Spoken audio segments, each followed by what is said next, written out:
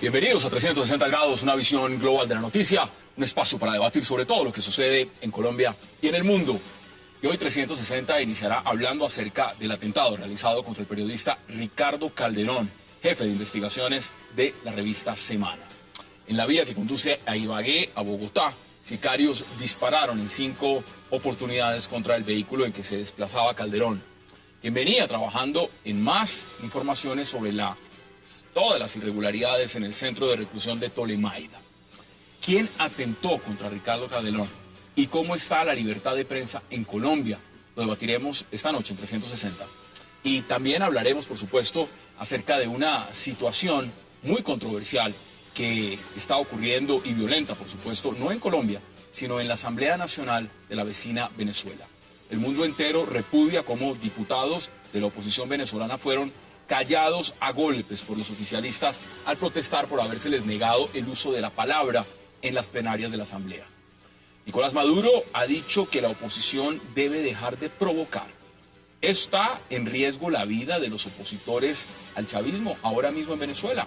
Lo debatiremos esta noche y, por supuesto, hablaremos también de una posesión que está generando mucha polémica en Colombia. Y no se muevan, que ya en segundos le doy la bienvenida a nuestros invitados.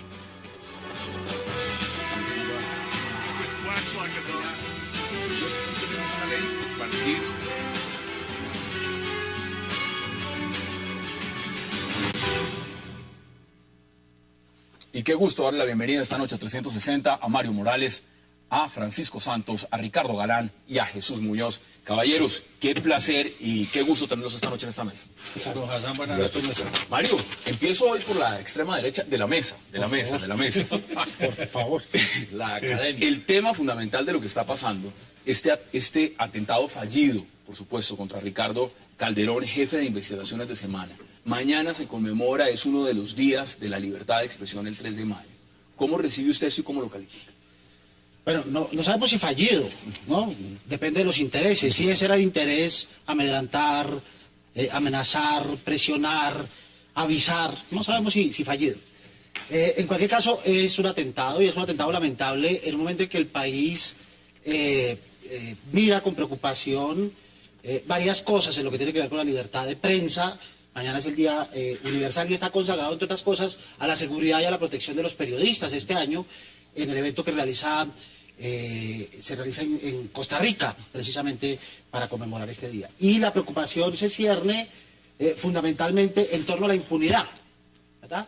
Están por cerrarse varios casos de investigaciones de periodistas asesinados en los 90, en la plena época de furor del narcotráfico y del asesinato de periodistas flagrante, en plena época de denuncias del narcotráfico, y justo este atentado contra el jefe de investigación de Semana viene a recordarnos esas épocas aciagas en que tocar ciertos temas de la agenda del país resultan delicados o intocables. ¿Es una profesión de alto riesgo el periodismo en Colombia, definitivamente? Es una de las profesiones, sí. Ser piloto, ser policía, ser conductor de taxi es una profesión de peligro en nuestro país. Ricardo, bienvenido. ¿Y usted cómo lo ve? Pues Mario me quitó la palabra, les iba a contar. ¿Sabe cómo se llama el evento de Costa Rica? ¿Cómo se llama? Hablar sin riesgo, por el ejercicio seguro de la libertad de expresión en todos los medios. Lo que nos manda el mensaje del atentado de ayer contra el tocayo es que no se puede hablar sin riesgo. Eso es falso. Sí, lo que me parece supremamente torpe, pues claro, si viene de donde todos creemos que viene, no se puede esperar demasiada inteligencia, pero me parece muy torpe hacerlo en vísperas del evento y del Día de la Libertad de Prensa, pero sí me preocupa mucho es cuál era la intención y cuál era el mensaje que nos quería mandar. Estamos tratando de callar las investigaciones por Tolemaida. ¿Eso va más allá hacia los falsos positivos? ¿Cuál era el mensaje? No me queda claro. Me sorprende que cuando son sicarios y van a matar, fallan. Normalmente no se equivocan. Me preocupa es si lo que querían era dejar la sensación que dejaron, y es que es peligroso hablar y entonces mucha gente se va a abstener de hacerlo y lograron el objetivo. Cuidado con esa línea porque de pronto el presidente acaba diciendo que fue la mano negra. Y acaban echándonos a nosotros la culpa porque el presidente le encanta hacer ese tipo de alusiones cada vez que quiere desviar la atención. No, miren, ser periodista acá de Semana o del Tiempo, del Espectador, normalmente no acarrea riesgos. Trate usted de ser periodista en el norte del Valle de Radio. Trate usted de ser periodista en Magdalena, en el Banco Magdalena, o trate de ser, eso sí es riesgo. No en Bogotá, sino en las regiones. Eso sí es riesgo de censura, de autocensura que tuvimos muy fuerte. Yo creo que la situación ha mejorado de manera muy importante en muchas de estas regiones. El riesgo hoy es otro, el riesgo hoy es el monopolio, el riesgo hoy es el dinero que fluye del gobierno a los medios, pero de todas maneras es un tema muy, muy lamentable, pero nos debe recordar que de verdad la fragilidad de los periodistas está en otras partes. Jesús, bienvenido, ¿y cómo lo percibe usted? Gracias. De todas formas, me gustaría dar una cierta continuidad a lo que decía Ricardo Galán, es decir, Gabriel García Márquez decía lo malo de las amenazas en Colombia es que se cumplen. Entonces, yo sí creo un poco la línea de lo que vienes diciendo tú, de que eso de que el sicario haya fallado, a mí también me levanta supremas sospechas. No creo que haya sido tanto, sino que la amenaza está ahí y está latente. Yo creo que seguramente corresponde no tanto al evento, no creo que haya tanta inteligencia como para calcular que el evento al día siguiente será el día de la libertad de expresión. Yo creo que va más que nada dirigido hacia una línea de investigación, que son líneas de investigación que un poco también ya Morales nos lo estaba indicando antes, que casi siempre han dado más de un muerto en las filas del periodismo. Mire, le doy cifras, datos, porque hay muchos. Según un estudio del Comité de Protección de los Periodistas, CPJ, siglas en inglés, institución que está en Nueva York, midiendo lo que pasa en Brasil, México y Colombia, que consideran los países de más alto riesgo para el periodismo en la región. ¿Venezuela no? Bueno, para que vean, no lo están metiendo ahí. Ay, dice, Dios. Colombia a su vez Venezuela ha sostenido igualistas. avances en materia de seguridad, ya que ningún periodista, según esta organización, ha sido asesinado por su labor desde el 2010. Yo les pregunto a ustedes si eso es creíble. No, eso desde el 2010. Y los progresos además han sido modestos, eso sí, en la resolución de crímenes a reporteros, con 8 casos impunes. Pero mira el caso de México. En México, digamos, ha fracasado completamente el enjuiciamiento de responsables. 15 asesinatos de reporteros en los últimos 10 años, dice índice de impunidad 90%. Mira, esta tarde hablaba yo con Eduardo Bertoni. Eduardo Bertoni es un abogado argentino que fue relator de la OEA para el tema de la libertad de expresión. Y le preguntaba, está en Costa Rica, y le decía yo, ¿qué es lo que están mirando en Costa Rica? Porque mire lo que acaba de pasar en Colombia. Y se echó un mapa que muestra que el continente está en la olla. México, dice él, hay regiones enteras y ciudades enteras donde los periodistas se han tenido que ir por las amenazas del narcotráfico. ¿Qué pasó acá, no? Sí, igual. y que todavía sigue pasando. Sigue Miren pasando. las cifras de la FLIP 2013, hasta el momento. 3 agresiones físicas, 17 amenazas en 4 meses, 2 desplazamientos forzados, uno de ellos el del periodista de Cali, de que hubo, por el libro que publicó sobre sicariato en el Valle del Cauca, interrupción de circulación o obstaculización del trabajo, 1, y 6 a obstrucción al trabajo periodístico. Pero usted decía una cosa, Hassan, el año pasado hubo un muerto en Colombia. Claro, por eso les pregunto yo si estos No, pues si ahí esas cifras son lo que por ahí te faltan digo. los medios que han cerrado. Acaban de quitar los reencauchados. Le acaban de meter a la Luciérnaga una ley que prohíbe la parodia o que la piensa reglamentar. ¿Cómo? ¿Cuántas noticias, cuántos noticieros han cambiado sus periodistas, han cambiado sus directores y medios han cambiado sus directores por presiones? Vengan No, de donde y vengan, hay para no temas- dar papaya, como Ricardo, dice... Ricardo, No, además, nosotros hay no nos temas- echen la culpa que No, nosotros hay no nos da temas- ni agua ahorita en los medios. No, además que hay No, temas que, no, Ricardo, lo digo por...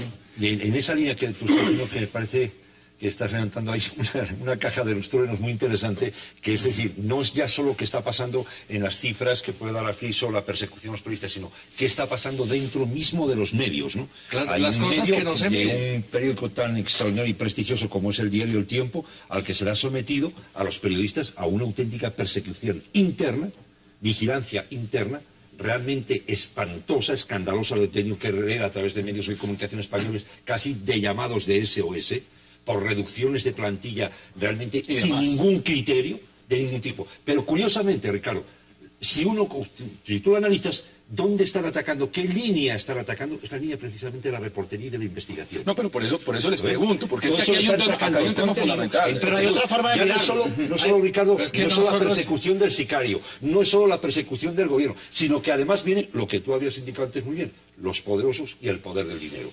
inmiscuyéndose en estos grandes No, y los medios reguladores. y acabando, ya te digo, Pero están Los acabando reguladores justamente el periodismo de investigación. Yo no Lo están sé. diciendo las grandes maestrías. Si se muere el periodismo de investigación, es acabar el periodismo. Mire lo que Y Y eso les se están está echando, tratando de les hacer. están echando la culpa a Internet.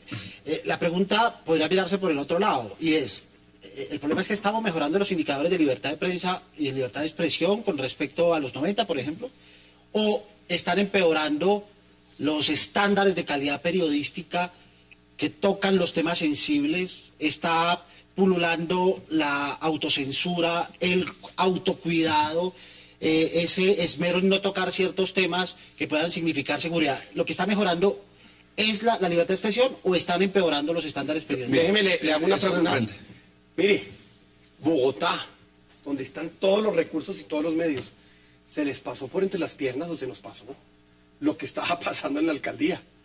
El hurto calificado más grande en la historia de Colombia. El robo más masivo de presupuesto público. No estamos hablando de la Jagua de Ibirico, la capital.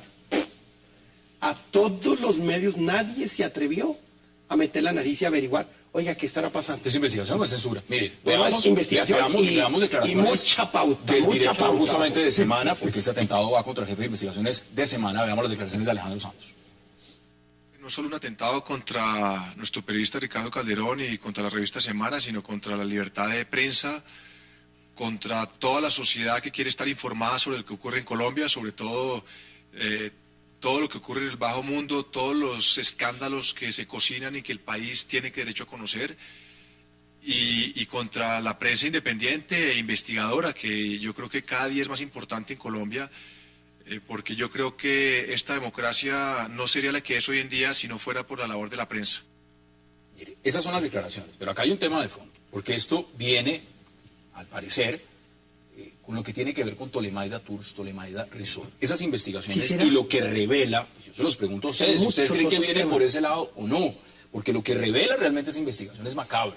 Es macabro en el contenido de lo que ha significado. Sabemos además que hay funcionarios del Ministerio de Defensa que trabajaron en el Ministerio de Defensa en los informes de estas investigaciones y también están amenazados. ¿O usted lo ve por otro lado? ¿Usted cree que esto es por otra cosa? No quiero ni especular, porque de todas maneras es un tema sumamente grave, pero le repito, a veces los incidentes nos ponen otra vez sobre la lupa y mañana nos olvidamos de una cantidad de otros problemas que tienen los medios de comunicación y que tienen los periodistas en este país. Yo repito, si armamos aquel escándalo brutal, y está muy bien por un atentado como estos, pero si hubiera matado a un periodista en Cúcuta, ¿usted cree que esto habría pasado? Esto ¿Qué era dice una, usted? ¿No hubiera esto era pasado? una notícula así de chiquitica. No en sé, los yo medios. creo que en No eso el hubiera país pasado. Estoy de acuerdo en eso el completamente país ha con Santos. cambiado mucho. Mire, atengámonos a los hechos y que los televidentes saquen conclusiones. A Ricardo lo llamaron y le dijeron que lo esperaban en Ibagué porque le tenían información relacionada con Tolemaida Resort. Llega a Ibagué y lo hacen esperar y esperar y esperar, buscando ¿qué? La noche. Cuando finalmente decide devolverse, llegando ya de regreso a Bogotá, cuando ya es de noche deciden atacar, pero no lo matan. Yo comparto esa visión de Ricardo. Si hubiera querido Son matar, los es hechos. bravo, Son los hechos. Los hechos puros y duros conectan no solo con las investigaciones del pasado, sino lo que estaba haciendo ese miércoles festivo en Ibagué, que era continuar con la investigación que venía adelantando. Que los procedimientos puedan cambiar o puedan llevarnos a suspicacias, como dice Francisco, ahí no vale la pena entrar en el punto En esa parte. de la especulación. Lo grave del asunto es que es un periodista de investigación, un periodista que ha tocado un tema sobre un sector intocable tradicionalmente por la prensa, un tema que no ha tenido remedio a pesar de las denuncias, de la tradición de denuncias, incluso en la misma revista Semana desde el pasado, y que, Van 3 entregas y de que este mismo va tema. en conexión con la investigación que estaba haciendo el periodista ese día. Que en no Ibagué. se nos olvide que es Tolemaida, ¿no? Sí. Eso no es Es cualquier la cosa. principal escuela de formación de soldados y oficiales en Colombia. Además ¿sí? que vienen la de base afuera. militar por Vienen de excelencia. afuera a entrenarse Y por también. lo que vemos, también la cárcel militar por excelencia. Miren, vamos a la pausa. No es porque cualquier quiero que sitio. redondeemos sobre este tema porque hay una posesión. Pero sobre venga, cuál ¿a es quién el beneficia resultado, esto? ¿no? Ahí está la pregunta. También, uno no solo ve de dónde viene, sino a quién beneficia. A los que quieren que el tema de la fuerza pública también tenga una luz distinta. ¿No? ¿Será? Después de la pausa lo discutimos. Hagamos la pausa en 360.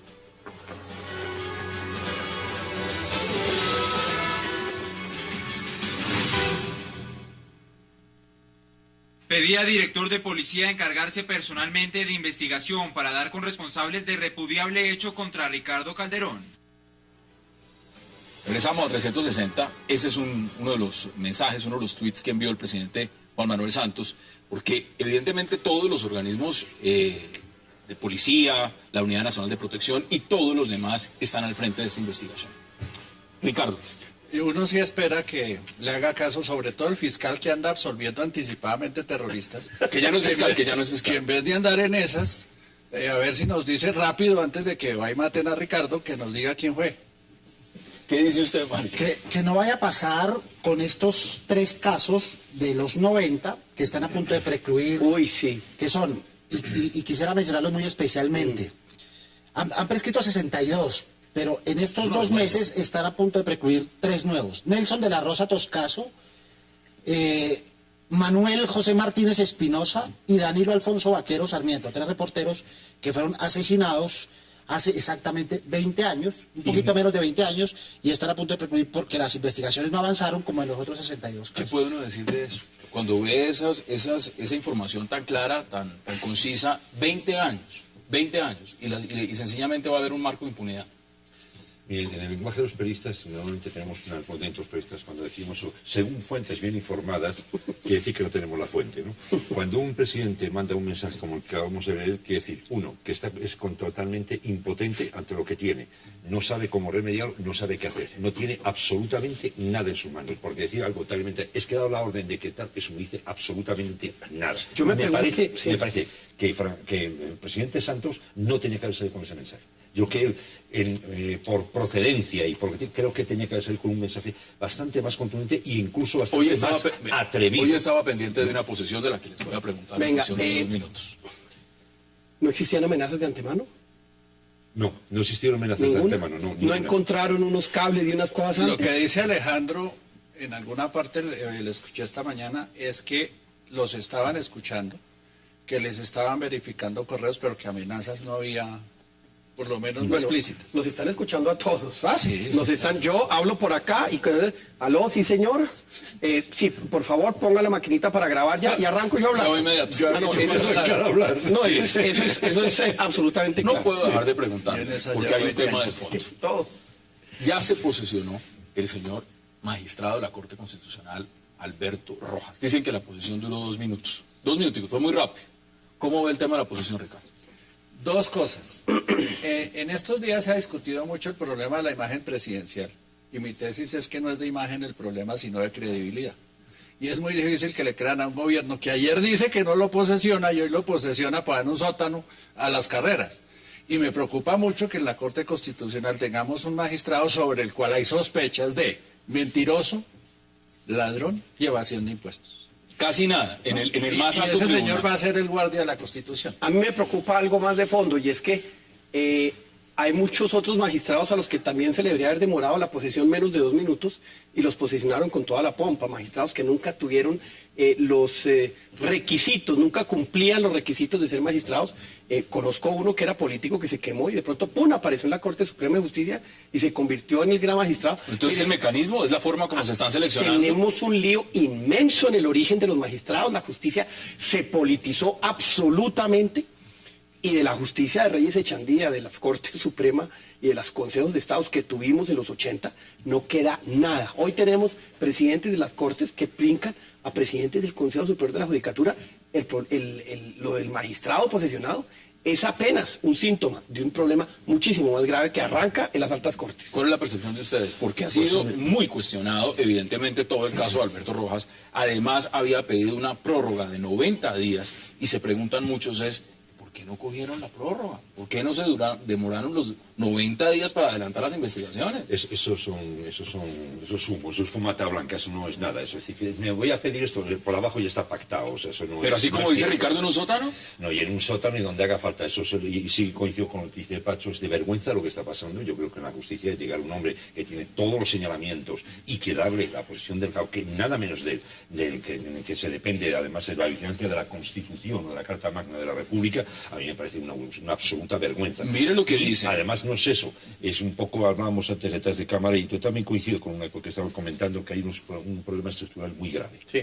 Supremamente El grave. Ejecutivo no tiene manera o no tenía manera de postergar u oponerse al trámite previsto en el cual no existe ningún impedimento, no hay condena, no hay nada. Yo creo lo mismo. Yo creo que el Ejecutivo no tenía ninguna posibilidad, como la Corte tampoco tenía ninguna posibilidad de cambiar Entonces, ¿para ternas, qué salió etcétera. ayer a decir que era una No, posesión? bueno, es que al presidente Santos yo no sé quién le habla en el oído, pero es su Sí, peor enemigo. muy mal asesorado. Porque le da los peores consejos. Pero Todo el le día. hablan por un lado una cosa y por el otro otra. ¿Qué dice Son usted? principiantes, parece asesorado por la oposición, ¿verdad? Con el ánimo de que caiga su imagen. No, no le juro que a Ustedes nosotros no tienen nada que ver, ustedes no lo están le juro, asesorando. no, a nosotros no nos dan ni agua, ni tinto, ni medios, ni nada, no dejan acercar. Llegamos a... Siendo familia, nada. No, llegamos a 5 cuadras y arrancan unas alarmas a sonar en Palacio y le toca uno devolverse. Tiene un caballo de Troya el presidente Santos porque le está dando exactamente los consejos a la inversa. Sí, vergonzoso, pésimo ejemplo para todo lo que tiene que ver con la institucionalidad, pero sobre todo una pregunta para no repetir. A diferencia de las preguntas que uno se hace siempre sobre las instituciones que presentan estos grados de duda y de ilegalidad es... Aquí hay manzanas buenas, normalmente uno se pregunta, ¿hay manzanas malas? Pero ¿aquí hay manzanas buenas? Pero muchos se están preguntando justamente, en una hoja de vida, esto no es cualquier cargo, si lo que se está seleccionando es lo peor que hay, porque hay otros ejemplos en la terna que fueron cuestionados. No, es que parecía que no había bueno ahí. Pues buena la pregunta de Mario. ¿Había manzanas buenas? ¿Cuál es el O sea, antecedente? recordando a Mocos, es escoger entre la hepatitis C y el SIDA. Bueno, ¿qué representa esto? Y veámoslo estructuralmente para la Corte Constitucional. Un ejemplo Porque terrible. literalmente usted lo estaba diciendo, esto no es cualquier tribunal, esto es la Corte Constitucional. Aquí se revisa la Carta Magna del país, las transformaciones importantes en el tema jurídico. ¿Esto qué representa? Cuando se tiene un elemento cuestionado dentro de la Corte Constitucional. Pues, el ejemplo es que es la Corte Suprema de Justicia.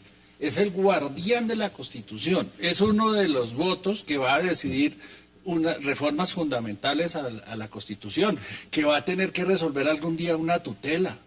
Por Dios, ¿se puede confiar en una decisión tomada por una persona? No está condenada, pero sobre la que existen ¿Usted tantas confiaría dudas? en el fallo de una persona que no declara sus impuestos y está en la Corte Constitucional No, o que sencillamente está tildado de haberse robado O sea que- un pleito de un cliente? ¿Usted confiaría en el fallo de un magistrado de ese calibre?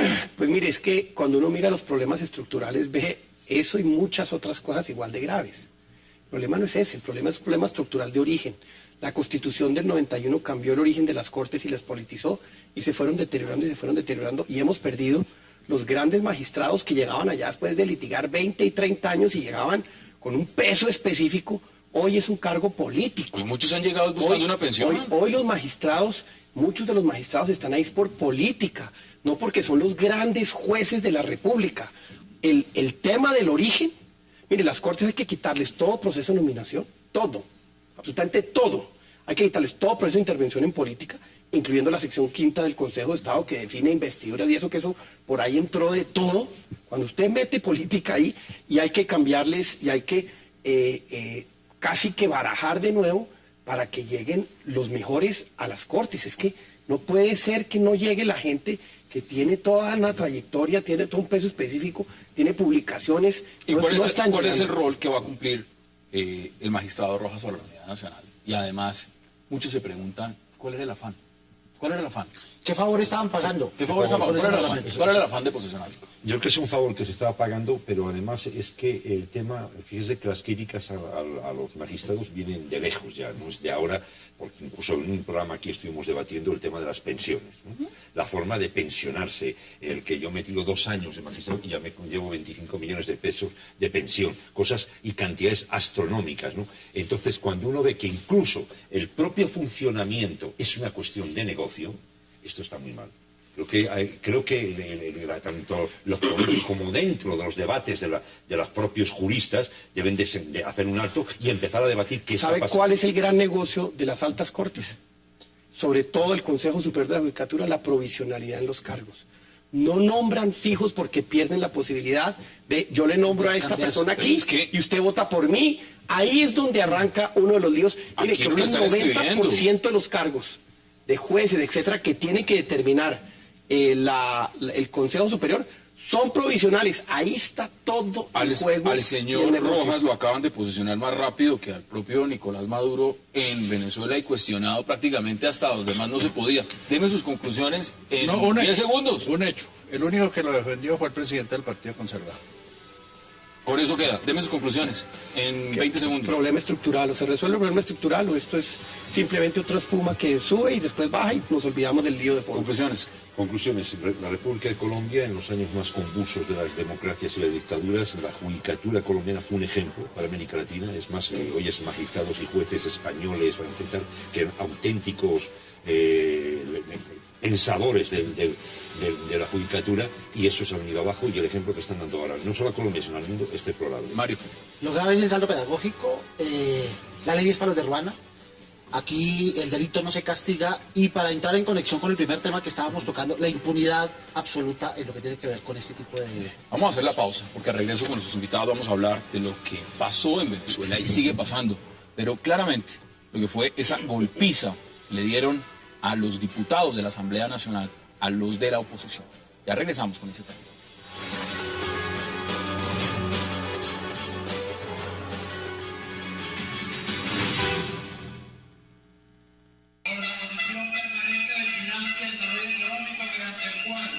Se autoriza la ejecución nacional para decretar crédito adicional a los presupuestos de gasto vigente de los diferentes ordenadores de compromiso y pago de la administración pública y los entes activos como la cantidad de 266 millones de los diferentes ciudadanos residentes. En la palabra del diputado Ronald Cacho.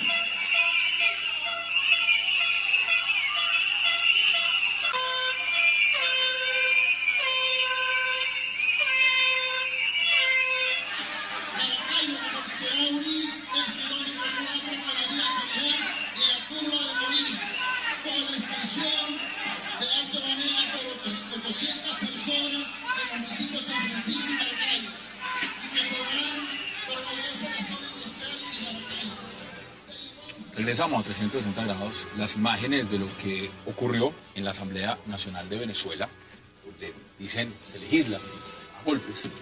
Yo le pregunto, en una palabra, si usted tiene que definir eso en una palabra, ¿cuál usaría? Vergonzoso. Vergüenza. ¿Cómo lo ve usted?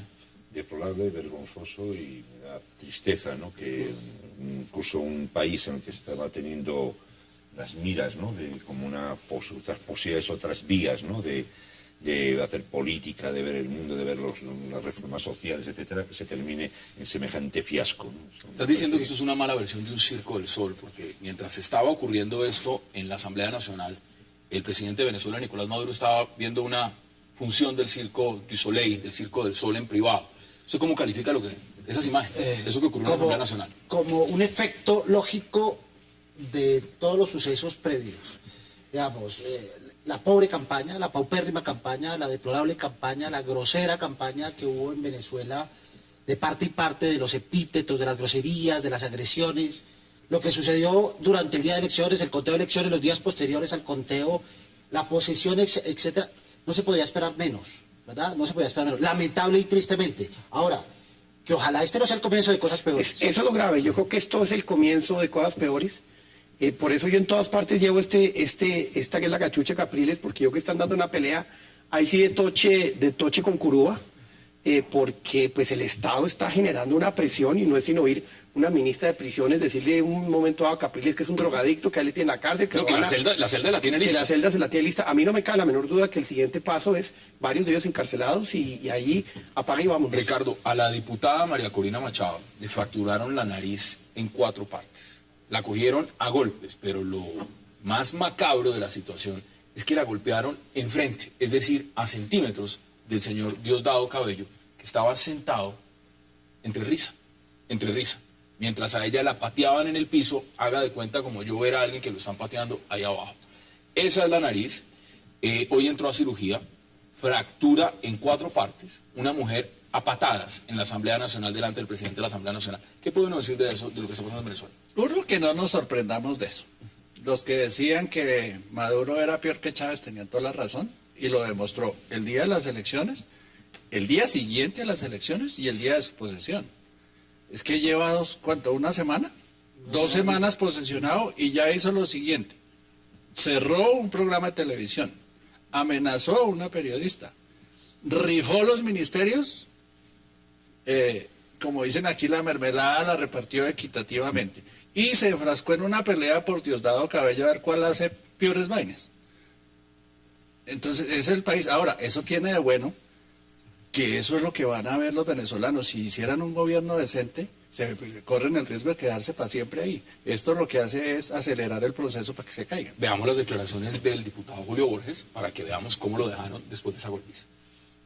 Nosotros seguiremos luchando milímetro a milímetro, avanzando y dándole a la Venezuela del futuro una oportunidad. Precisamente por eso es que tienen que recurrir a la violencia, porque hemos avanzado y vamos a triunfar. Este es el mensaje que le decimos hoy de corazón, después de la humillación que significa venir aquí a presentarse, pero también con la frente en alto, para que ustedes sepan que esto es no golpes a la dignidad, sino fuerza a la dignidad de cada uno de nosotros.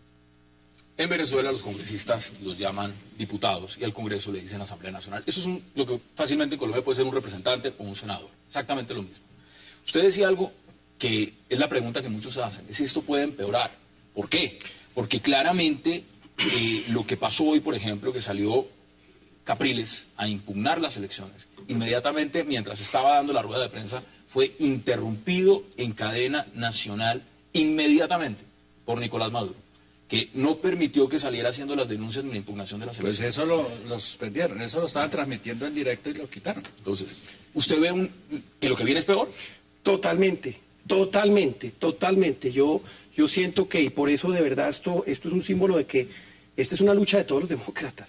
Pero esta es una lucha en la no que... se han querido pronunciar sobre el tema. No, pues, hoy apenas el canciller Holguín déjeme dijo algo allá voy, bueno, déjeme que allá voy. Hay una pregunta interesante para hacer. ¿Qué estarán pensando los presidentes que fueron a Lima a avalar la posesión del señor Maduro y a darle legitimidad al gobierno? Todos. El gobierno colombiano deploró. Todos. El gobierno colombiano no ha rechazado, no ha deplorado. Yo creo que las palabras que han usado es estamos preocupadísimos. No estamos preocupados. Es que eso es una golpiza y es una... Le leo la frase textual. Y se cercenan el los... gobierno expresa una profunda preocupación por los hechos que vimos. Ese es el comunicado. Pero hay que matizar, Hassan. Para pelear se necesitan 2. Claro, ahora, ¿cierto? O sea, no, sí. mire, el gobierno Fueron también dice lo siguiente, dice que esa es una provocación, dice que es una provocación de la oposición. Sí, fueron 6 oficialistas y 17 opositores. Le corresponde al Estado, a los elegidos, a los que están detentando el poder, mantener la mayor dignidad y la mayor cordura. Por supuesto que sí. Pero para pelear se necesitan 2, y el espectáculo es bochornoso de parte y parte. Eso fue evidente, ¿no? Mire, quiero Sí, que hagamos a ver. contacto también, porque en este momento está con nosotros el diputado Homero Ruiz, que fue uno de los opositores atacados justamente en la Asamblea Nacional de Venezuela este martes. Diputado, gracias por acompañarnos. Oye, muy buenas noches, Hassan. Buenas noches a toda la gente del panel, especialmente al amigo Ricardo Galán y a nuestro buen amigo Francisco Santos, que ha estado muy pendiente desde el 14 de abril en adelante a toda la situación que se ha vivido de esta crisis política que está atravesando Venezuela durante los últimos días. Mire, ustedes provocaron lo ocurrido, porque esos son los argumentos que ha dado el presidente Nicolás Maduro y por supuesto Diosdado Cabello dice, esto fue una provocación. Aquí trajeron pitos, sirenas, vinieron con pancartas y sencillamente eso provocó que nosotros nos pusiéramos bravos y a golpes nos fuimos. ¿Es eso cierto? ¿Cuáles son los argumentos de la oposición?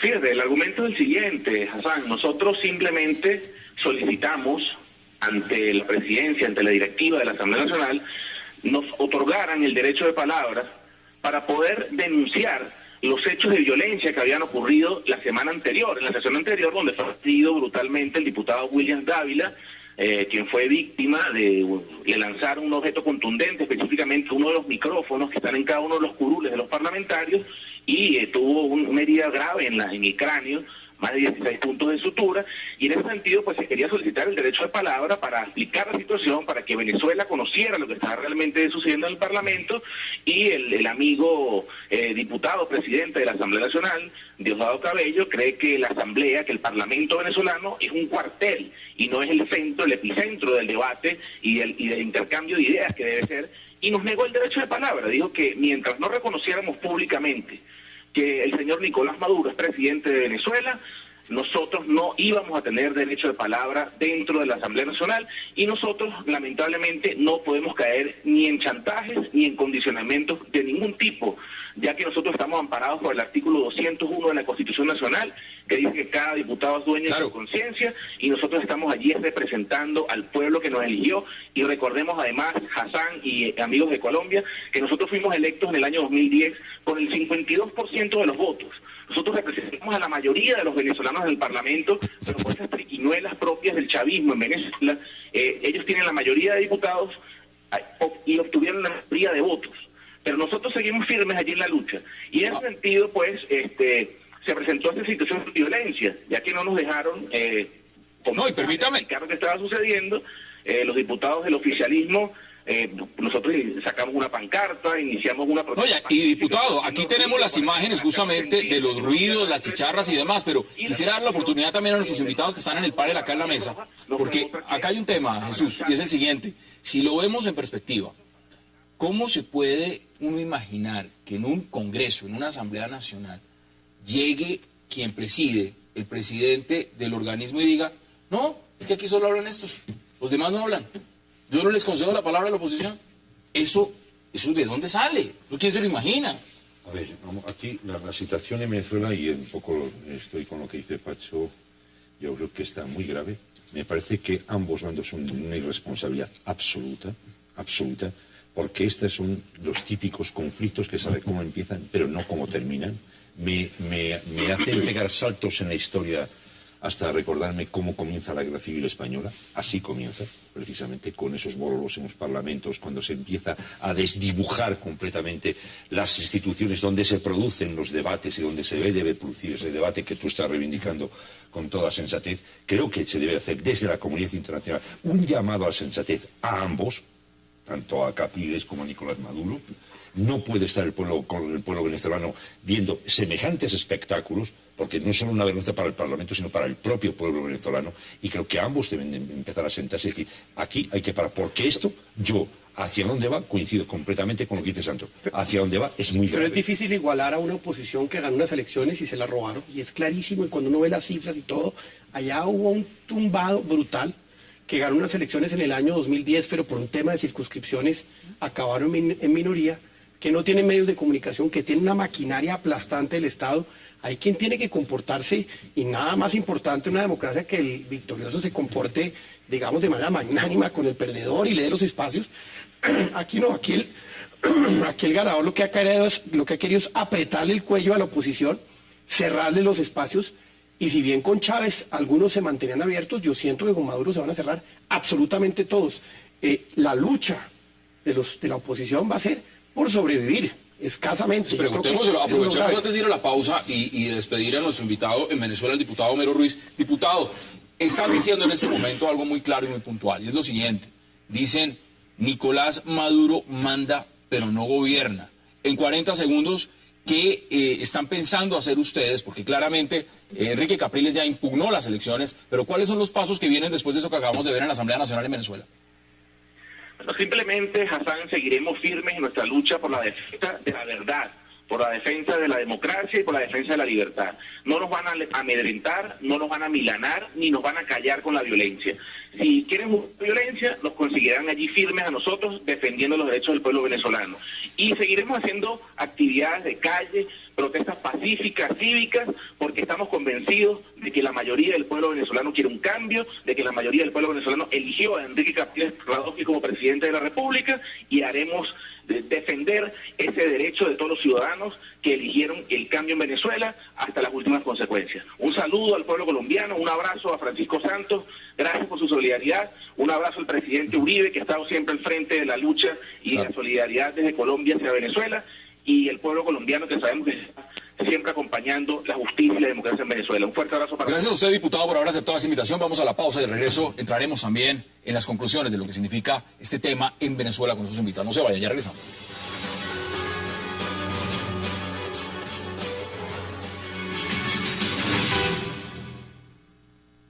Hoy en la Asamblea Nacional no estamos de acuerdo con la violencia. Bueno, una sanpablera ahí. Nos cuentan que, y sabíamos que la oposición venía a provocar violencia, y hubo un cruce fuerte de manos, muy fuerte. Eso no debe repetirse. Conversamos personalmente con el compañero Diosdado Cabello, y él va a tomar las medidas de autoridad y disciplina para que no se repitan hechos como ese, porque nosotros tenemos que buscar la paz, la convivencia, el respeto. Regresamos a 360, menos mal, dice el presidente Nicolás Maduro, que el Estado va a tomar las medidas de disciplina. No, ahí estaba hablando Gandhi. Gandhi, bueno, el Saibaba, el Saibaba quien es su líder espiritual. Miren, para concluir, en su opinión, Mario, Ricardo, Francisco y por supuesto Jesús, ¿esto le favorece o no les favorece? Definitivamente le favorece al gobierno en la medida en que la oposición le dé oportunidad, le dé papaya en las confrontaciones que pasen a lo físico, a la violencia física o incluso a la violencia verbal. En este momento beneficia al gobierno Maduro porque encuentra pretexto para seguir apretando, ¿no? Para aumentar la represión y para cortar los niveles de participación. ¿Ustedes están de acuerdo? Yo creo que independientemente de lo que pase, van a haber muchos más cierres, va a haber un apretón mucho más duro, libertades democráticas van a ir cediendo cada día más, van a irse perdiendo. Lo que cambia el escenario es la dificilísima situación económica y ahí es donde Venezuela va a ser plap. Ya no hay, y ya Globovisión, todo lo que vimos y la oposición en un canal abierto, eso ya desaparece. Todo eso está mandado a recoger. Por eso hoy compraron la cadena radial más grande, ¿no? Entonces, si lo vemos en esa perspectiva... Diosdado con Testaferro. Con Testaferro. ¿Esto le conviene, esto que está pasando, le conviene al gobierno, como lo dice Mario, o no, Ricardo? Yo creería que no. Yo creería que no, porque el pueblo venezolano tiene una diferencia fundamental con nosotros, y es que si nosotros estamos acostumbrados a la violencia, ellos no. Para ellos eso que pasó y que vieron por televisión, aunque haya sido un pedacito que puedan ver por ahí, por los cuentos, a ellos eso no les gusta. Ellos no quieren que el gobierno y la oposición se vayan a las manos. ¿Esto hubiera pasado durante el periodo Chávez estando en el poder? ¿Hubiera pasado? No, una Chávez era más inteligente. Mire lo que hay que decir, lo que uno termina diciendo era que Chávez es más inteligente, más diplomático, más político. Más político. Sí, era mucho más político. No podemos perder de vista que sobre todo Maduro ha sido un hombre de bambalinas. Vamos a terminar echando menos a Chávez. Vamos a terminar. Vamos a echar de menos a Chávez Candanga. Eso no sería lo más irónico del mundo, que terminen diciendo, oiga, era mejor que estuviera Hugo Chávez. No, vamos a ver. O sea, lo que yo sí creo es que todo esto lo que está haciendo es reafirmar a Maduro como presidente, reafirmarlo aún más en el poder. El pataleo, porque no ha dejado todavía de ser el pataleo de oposición, de griterío en la calle, todo, no está cuajando, y creo que al final, o sea, a medio y largo plazo, va a perder punto la propia oposición. Yo creo que la táctica de Capriles, y lo he repetido en más de una ocasión. ¿Pero qué más podía hacer si él considera que le robaron las elecciones? ¿Qué más podía hacer la oposición? Él ya tiene los votos que necesita, él ya tiene toda la oposición. O sea, él lo que tiene que hacer es haber empezado a armar de verdad y articular todo ese entramado político que ya tiene ahí, y el bagaje ya lo tiene ahí. No enfrentarse directamente por las elecciones. Y no enfrentarse directamente a través de la calle, del Twitter, de no sé cuántos medios, sacar a un diputado con la cara partida, no sé cuánto. Todo eso, yo creo que con el tiempo se va a convertir incluso en algo, lamentablemente lo tengo que decir, en algo hasta folclórico, ¿no? Lamentablemente. Y sí creo lo que dice Ricardo, el pueblo venezolano es un pueblo eminentemente pacífico. Yo no creo que esto sea beneficio, y sí hacer un llamado a la sensatez. Yo creo que es imprescindible ya la sensatez del pueblo, porque hay una situación económica grave, que es la que se va a encargar además de perfilar lo que hay que perfilar, porque al final el ciudadano lo que vota es con el bolsillo. Eso está igual que la canciller. Bueno, pero la canciller no dijo absolutamente nada. Lo que muchos cuestionan justamente es que se hubiera pronunciado de una u otra forma. Hay un tema de última hora que quiero preguntarles, porque Bogotá estaba, y ustedes lo saben. Noticias hoy. No, yo vivo pegado a esto de noticias. Porque ustedes, ya hay nuevo secretario de gobierno en Bogotá, y les voy a dar el nombre, Guillermo Alfonso Jaramillo. que era el secretario de Salud. ¿Cómo les parece el nombramiento del alcalde Gustavo Petro? ¿Cuánto tiempo le da usted en el cargo? Eso es como cambiar de piloto en un avión sin motores. Problema es de fondo. Problema no es de ¿Así alcance. es? No. Esto es un hombre que ha hecho una buena labor. Este tipo- No, Este es tipo bueno, es pero es que el problema no es él. No, el problema es un poco más arriba. Guillermo Jaramillo es bueno, eso fue un buen gobernador del Tolima, estaba haciendo un gran papel en la Secretaría de Salud, pero tiene una ventaja, este es político, Conciliador. sabe manejar políticos, sabe negociar políticamente, y tener ese señor en el mismo edificio le va a caer bien a Petro. ¿Qué dicen ustedes? Completamente de acuerdo. Buena ficha. Una muy buena ficha que va a atenuar un poco a Petro, que va a ser un consejero más cercano, que va a poder manejar un poco más al consejo, a este consejo que lo tiene tan en contra en estos momentos, y que sobre todo hasta el momento parece un político con una muy buena hoja de vida que ha refrendado tanto aquí como decía Ricardo en el Tolima. ¿Concluye usted, Jesús? Rápidamente, yo creo que lo que ha hecho es acercarse a un gran gestor, porque hay un problema gravísimo de gestión. Vamos a ver qué pasa. Ricardo Galán, como siempre, qué placer. Pacho Santos, gracias, por supuesto. Jesús Gracias. Muñoz y Mario Morales, qué gusto haberlos tenido esta noche. A ustedes, gracias por acompañarnos. Mañana, aquí a la misma hora, 8 p.m., para seguir debatiendo la agenda política de Colombia y del mundo. Hasta una próxima oportunidad.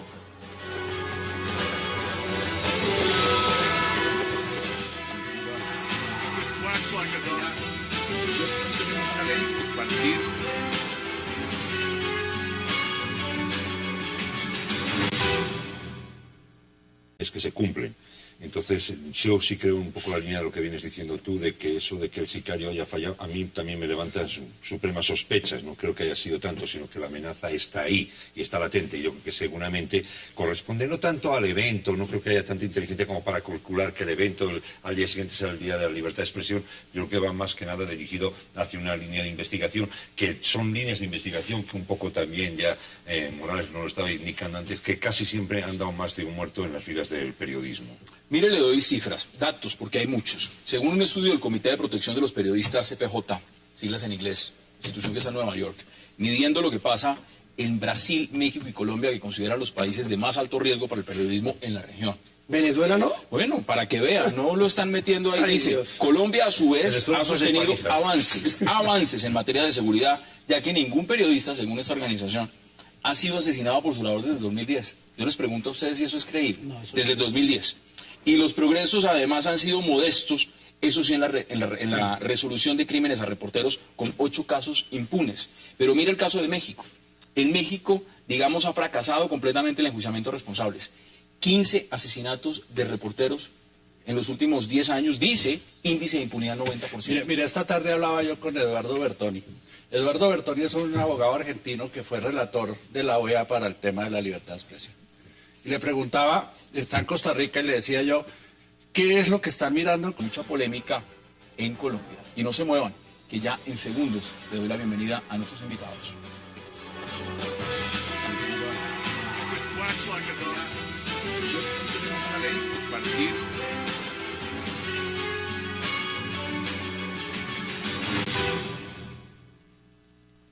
Y qué gusto darle la bienvenida esta noche a 360 a Mario Morales, a Francisco Santos, a Ricardo Galán y a Jesús Muñoz. Caballeros, qué placer y qué gusto tenerlos esta noche en esta mesa. Don Hassan, buenas noches. Mario, empiezo hoy por la extrema derecha de la mesa, de la mesa. Por favor. La academia. El tema fundamental de lo que está pasando, este atentado fallido, por supuesto, contra Ricardo Calderón, jefe de investigaciones de Semana. Mañana se conmemora, es uno de los días de la libertad de expresión, el 3 de mayo. ¿Cómo recibe usted esto y cómo lo califica? Bueno, no sabemos si fallido, ¿no? Depende de los intereses. Si ese era el interés, amedrantar, amenazar, presionar, avisar, no sabemos si fallido. En cualquier caso, es un atentado, y es un atentado lamentable en un momento en que el país mira con preocupación varias cosas en lo que tiene que ver con la libertad de prensa. Mañana es el Día Universal y está consagrado, entre otras cosas, a la seguridad y a la protección de los periodistas. Este año, en el evento que se realiza en Costa Rica, precisamente para conmemorar este día. Y la preocupación se cierne fundamentalmente en torno a la impunidad. ¿Por Tolemaida? ¿Eso va más allá hacia los falsos positivos? ¿Cuál era el mensaje? No me queda claro. Me sorprende que cuando son sicarios y van a matar, Vaya. normalmente no se equivocan.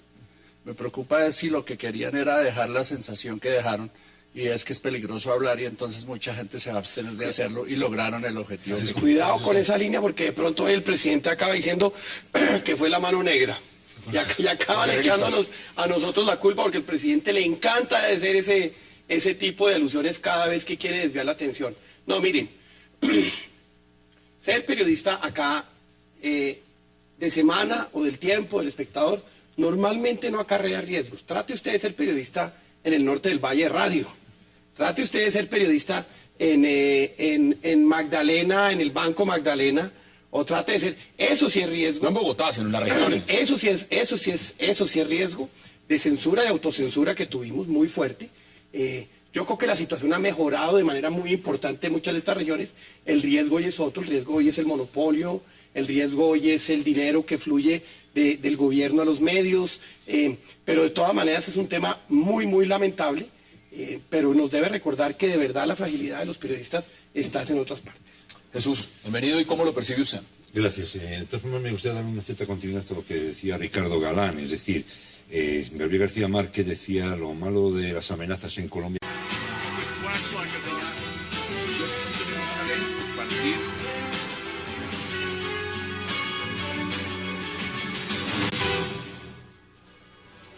Bienvenidos a 360 grados, una visión global de la noticia, un espacio para debatir sobre todo lo que sucede en Colombia y en el mundo. Y hoy 360 iniciará hablando acerca del atentado realizado contra el periodista Ricardo Calderón, jefe de investigaciones de la revista Semana. En la vía que conduce a Ibagué, a Bogotá, sicarios dispararon en 5 oportunidades contra el vehículo en que se desplazaba Calderón, quien venía trabajando en más informaciones sobre todas las irregularidades en el centro de reclusión de Tolemaida. ¿Quién atentó contra Ricardo Calderón? ¿Y cómo está la libertad de prensa en Colombia? Lo debatiremos esta noche en 360. Y también hablaremos, por supuesto, acerca de una situación muy controversial que está ocurriendo y violenta, por supuesto, no en Colombia, sino en la Asamblea Nacional de la vecina Venezuela. El mundo entero repudia cómo diputados de la oposición venezolana fueron callados a golpes por los oficialistas al protestar por habérseles negado el uso de la palabra en las plenarias de la Asamblea. Nicolás Maduro ha dicho que la oposición debe dejar de provocar. ¿Está en riesgo la vida de los opositores al chavismo ahora mismo en Venezuela? Lo debatiremos esta noche y, por supuesto, hablaremos también de una posesión que está generando... ¿verdad? Están por cerrarse varios casos de investigaciones de periodistas asesinados en los 90, en la plena época de furor del narcotráfico y del asesinato de periodistas flagrante, en plena época de denuncias del narcotráfico, y justo este atentado contra el jefe de investigación de Semana viene a recordarnos esas épocas aciagas en que tocar ciertos temas de la agenda del país resultan delicados o intocables. ¿Es una profesión de alto riesgo el periodismo en Colombia? Definitivamente. Es una de las profesiones, sí. Ser piloto, ser policía, ser conductor de taxi es una profesión de peligro en nuestro país. Ricardo, bienvenido. ¿Y usted cómo lo ve? Pues Mario me quitó la palabra, les iba a contar. ¿Sabe cómo se llama el evento de Costa Rica? ¿Cómo se llama? Hablar sin riesgo, por el ejercicio seguro de la libertad de expresión en todos los medios. Lo que nos manda el mensaje del atentado de ayer contra el tocayo es que no se puede hablar sin riesgo. Eso es falso. Sí, lo que me parece supremamente torpe, pues claro, si viene de donde todos creemos que viene, no se puede esperar demasiada inteligencia, pero me parece muy torpe hacerlo en vísperas del evento y del Día de la Libertad de Prensa, pero sí me preocupa mucho es cuál era la intención y cuál era el mensaje que nos quería mandar. Estamos tratando de callar las investigaciones